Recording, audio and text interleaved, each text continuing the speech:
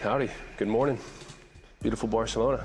Wanted to talk about something that I was thinking about while I was at the gym. Really, if you don't know why more people aren't buying, clicking, booking calls, etc., it's likely that you don't understand how and why people buy. So today's video, I'm gonna be going over 3 things. One is how people think people buy versus how they actually buy. Number 2, levels of awareness in terms of the buying procedure. And then number 3, how to manufacture a buying process that's repeatable. Okay, if you don't know me already, my name is Jake, the founder of Adstra. We help service and SaaS companies book hundreds of demos month over month, and we use AI and paid acquisitions to do so. AI workflows and AI systems, along with paid ads and paid traffic. And so really I've been thinking about this because folks, they want results very fast. They think if they're gonna do something, it's gonna happen immediately. And in fact, you don't control when your buyer is gonna buy, right? So the benefit of doing paid advertising, I'm sure if you are doing it, you understand the benefit that you are going to allow yourself to be seen by a large portion of the total addressable market in a short period of time, and therefore getting you luck, more luck than if you were to not do that. And the luck, what I really mean by the luck is that you will get lucky that some people are just ready to buy, that they're just looking to buy, right? And when you are showing up on a day-to-day basis in front of people that are your market, you will get lucky and you'll get people who are gonna buy. But in fact, that's not the largest portion of the market. So what I'm gonna do is I'm gonna share my iPad here and we're gonna talk about how people think people buy versus how it actually occurs, okay? You think people buy like this. You think that they see product, okay, they see page, and then they book. And if they never book, they never will on that first touch. So this is one touch, right? You may also think that maybe it's multiple touches, a couple touches, maybe it's some follow-up. I just gotta send a couple follow-up, right? I gotta just reach out a couple times. And they think that it's this very linear continuum of just willingness to buy. But you don't really understand what goes into it, what gets somebody past the action threshold of going.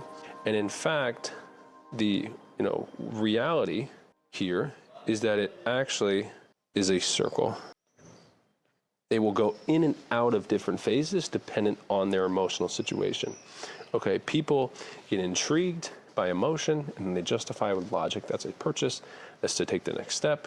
That's really everything. And here's what I can tell you for a fact, is that the best buying journey starts with a problem, okay?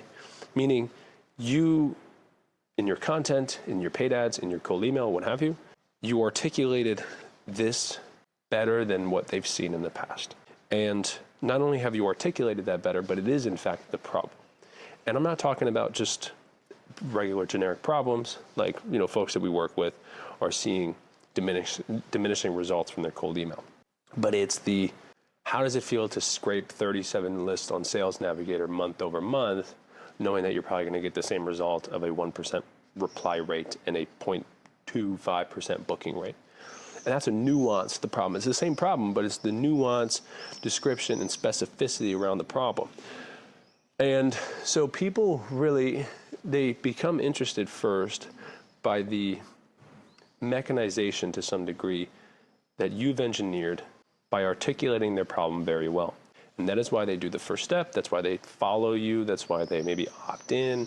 That's why they maybe view your page, but they're not ready to take the next step yet because they're, like I said, they're in this circle. It's not linear. They maybe have board members that are putting certain pressure on them. Not today, but next week they will, right? Their spouse puts pressure on them, not this week, but next week. If you're selling fitness, right? It's not like somebody says automatically, I'm gonna start going to the gym because I'm gonna call this gym, I'm gonna go in. How that kind of gym space and fitness space and most things, how that works is people step on a scale and they're like, wow, I need to change something. Right? And that's a problem. Or somebody somebody at a gym comes up to them and says, hey, here's these, free samples or whatever, these supplements. Hey, by the way, you want to do a free training session, right? And it's the low friction entry, foot in the door. They get somebody the ability to have a conversation with you, right? And so what I really mean by this is that there is such a small portion, moving on to phase 2 here, which is market sophistication, right? There is such a small portion of the world that is actually ready and willing to buy your product now. And what we call this is the levels of awareness. I know Eugene Schwartz, I believe, talked about it. I know Sabri Subi talks about it a lot. It's at what stage is your customer at? Here in the buying now, these folks are searching on Google, they're comparing vendors, they're actively looking for a solution because the internal pain, the internal urgency for the solution has become so insurmountable that they are now going to make a decision on buying something to solve their problem. Now this is, they're looking at product reviews, they're looking at one-to-one comparison, X versus Y, they're searching on Google, very high intent. Okay, what this is going to be is this is going to be a very expensive lead if you're paying for it. Okay, and also too, these folks are going to be product aware, they're going to be solution aware, they're going to be problem aware, they're going to be most aware. Okay, which means that it becomes harder of a sale because you will be compared. And this is such a small portion of actually what the total addressable market is out there for you. Okay, 3%. So still to this day, we have companies that are just going after these people. Most of the time, these are going to be the people that respond to a cold email, book the meeting, and buy. How often does that happen?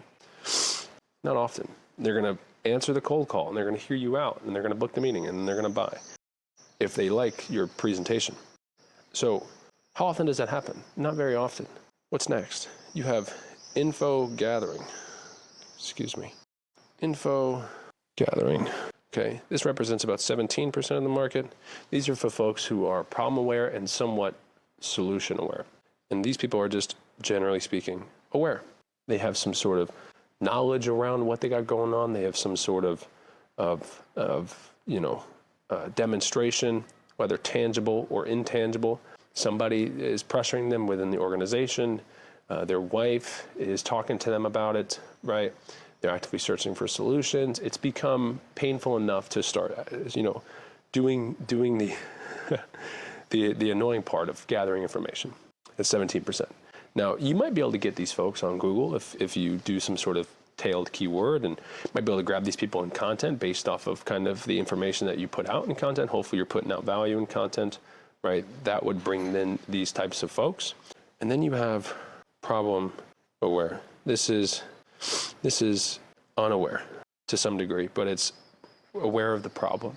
And now this is, I think, around 20% or so, and then unaware down here, which is unaware of problems or anything like that. But let's start with problem aware. This section here, this section here, okay? So these folks are unaware, right? And generally speaking, they're really only aware of their problem, and it may be subconsciously felt or consciously felt. But you really make the mark when they're subconsciously feeling the thing, because if your copy is so good that you can articulate that problem to them, where it invokes their subconscious at in a current state of where they are and what environment they're in right now, where they're probably 9 p.m., just had a beer, looking through Facebook. Early morning, just woke up, just commuted to the office, looking at LinkedIn.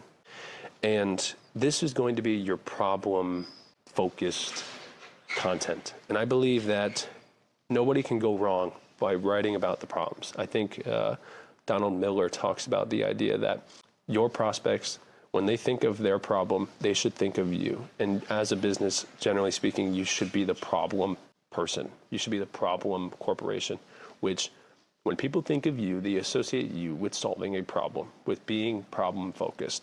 And I was talking to some VC folks the other day here in Barcelona. And when they look for founders, they look for obsession on a problem, where they'll go to any wit's end to solve the problem. And the best businesses just do a better job than others at solving problems. And the best founders do that too. And the best marketing does that too, right?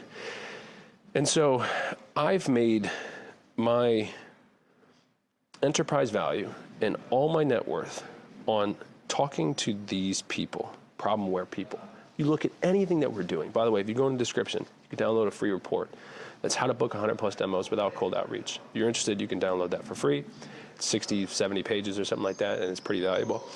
That's all for the free report. That's all the traffic I'm running is to that page, and then the low ticket, the $2,700 product that I have. And if you'll look, you read all the copy, if you look at all the ads, I'm not talking about anything at all in the first 50 to 75% of the copy. Nothing but problems. Nothing but their day, what their day looks like, walking in their shoes and representing that. Because look, at the end of the day, this is going to be a cheaper lead. It is going to be a longer sales cycle, but you're going to be bringing in people who are not comparing you, that are interested in discovering who you are and how you solve the problem. And the caveat here is that if you have remarketing follow-up to these people that opt in and they download your free thing and it solves a problem, you have remarketing follow-up and you have levers that you pull to engage them continuously, remarketing, ads, email, text messages, and you have levers that you can pull where you have more and more engagement that's derived for that prospect, where each step of the way you're bringing them from, I'm aware of my problem, to I'm buying now. The first thing is like, the free report, right? This is where most folks come in and we introduce ourselves. And then you have, value video 1 here. And if they watch that, they get a little closer. And you have another one, and another one, and another one, and then another one. And the best go-to-market strategy I can tell you is getting folks who don't even know or are subconsciously aware of their problems.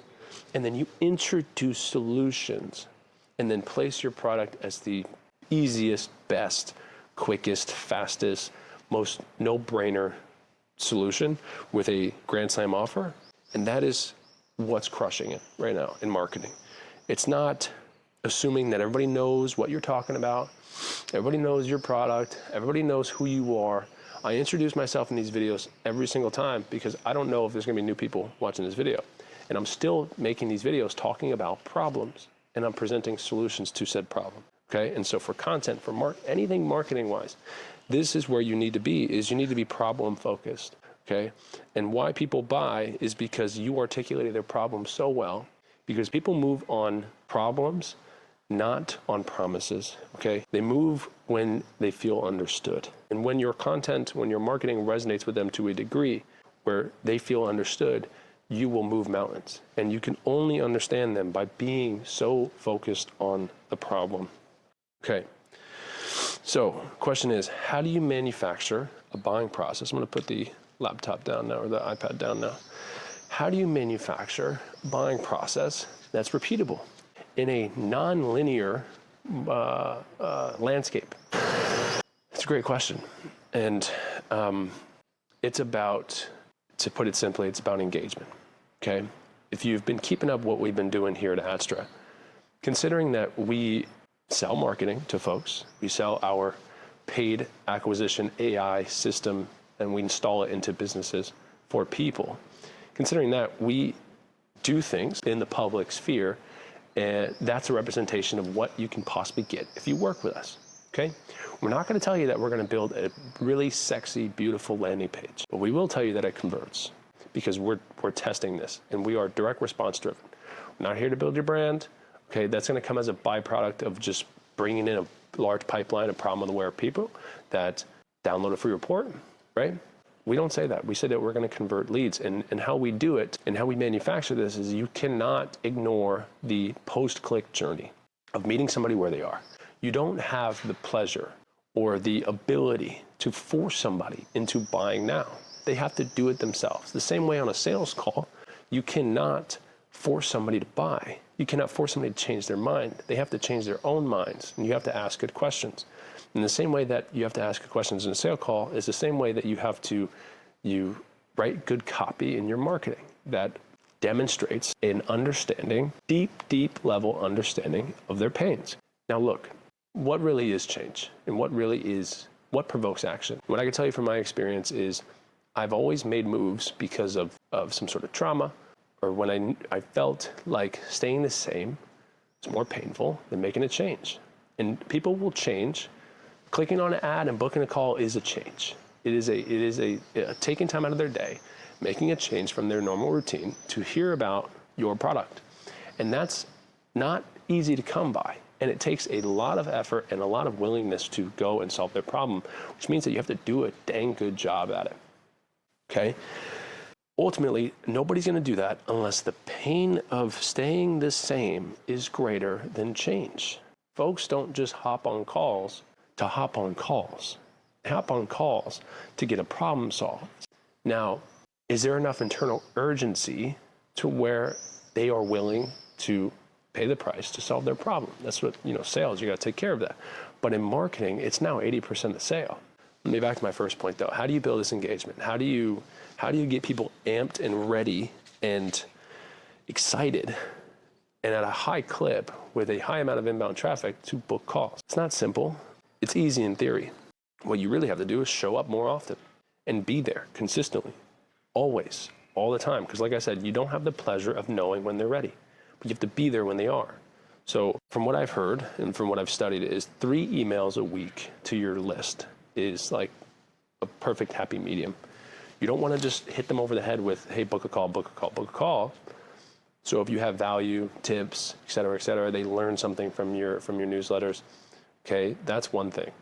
Having one primary acquisition channel, let's just go with paid ads. That's usually going to be your first touch attribution, the first time that they discover you. Okay, depending on the size of your organization, you can do brand awareness campaigns where you run traffic, and then you can retarget those people on another campaign to become a lead, book a call. Early goings, just go straight for the lead, book a call. Okay, that page is going to look like I've talked about it many times in other videos before. If you want to watch those, I'll put maybe one of those clippings here. You can watch one of those videos. But you have a free report, redirects to a VSL, a book a call page, and a thank you video. Okay. Most folks are not going to book. Like I said, 3% of people are buying now, 17% on information gathering mode. Most of the people that download that free report are going to be problem aware. And so what you need to do is be in their inbox, be on their phone, SMS, you need to be back on the socials, remarketing campaigns, and you need to be doing content. You need to be a human. You need to be front facing. With those AI marketing stuff, it's great, but it only works if you take that extra time that you save to make YouTube, like what I'm doing, or to write blogs, or to just be a human, be out in the marketplace and choose a stance every week, choose an enemy and defend your position and be the problem person, right? To speak about these problems and they're not binary. So that's a beautiful thing is that, problems in business, they're not really binary. And so you're able to talk about a lot of different types of theories and understanding that you've accrued. But the best content is just like, here's what I've done and here's what I've noticed and here's what it is. What happens is, and I think people get this messed up, is that they think content is the way that you will drive new people, new traffic. It's a terrible way of looking at it. Run ads, that's your new traffic. They discover who you are, they get brand aware, they get aware that you know their problem, and they're looking for more information and they're excited to hear more about you if you've done it right. The content now is just the best nurture tactic of all time, right? You can have them on your newsletter and your email list and obviously email, but when you email them a YouTube video or you email them a blog, it's been fantastic working for us here at Adstra. And so what I can tell you is, to leave you with the final lasting impression here is that you don't get to choose when your buyer is buying. It's not linear. And so simply put, you need to show up everywhere, all the time. That's it for the video. I appreciate you watching. If you enjoyed, leave a like. If you want to hear something different that I haven't spoken about yet, leave a comment on what that might be and give me some feedback. Let me know. Hope you enjoy. Please subscribe if you like it. I'll be here. I'm not going anywhere. Thanks for watching.